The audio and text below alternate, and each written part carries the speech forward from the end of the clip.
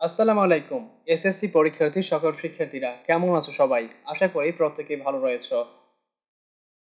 ইংরেজি বিষয়ে রাইটিং নিয়ে যাদের এখনো সমস্যা, আজকের ভিডিও জুড়ে আমরা এই রাইটিং এর পুরো মার্ক নিশ্চিত করার জন্য কিছু গুরুত্বপূর্ণ টপিক নিয়ে আলোচনা করব।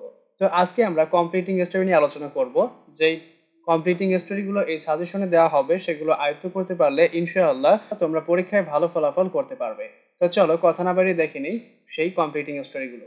প্রথমে রয়েছে এ থার্স্টি ক্রো, তারপর রয়েছে slow and steady wins the race, তারপরে রয়েছে a liar cowboy or nobody believes a liar, এবং তারপরে রয়েছে ইউনিটি ইজ স্ট্রেংথ, এরপরে Bayazid's love for his mother, এবং এরপর যদি আমরা লক্ষ্য করি তাহলে দেখব none can be fool all, এবং তারপর রয়েছে অ্যান অনেস্ট রিক্সা পুলার, এরপরে honesty is the best policy, sense of responsibilities of a boy, এবং 10 নম্বর রয়েছে an honest would cutter and the beautiful fairy, এবং সর্বশেষ ও খুব গুরুত্বপূর্ণ একটি রয়েছে শেষে, সেটি হচ্ছে এ গ্রেডি ফার্মার।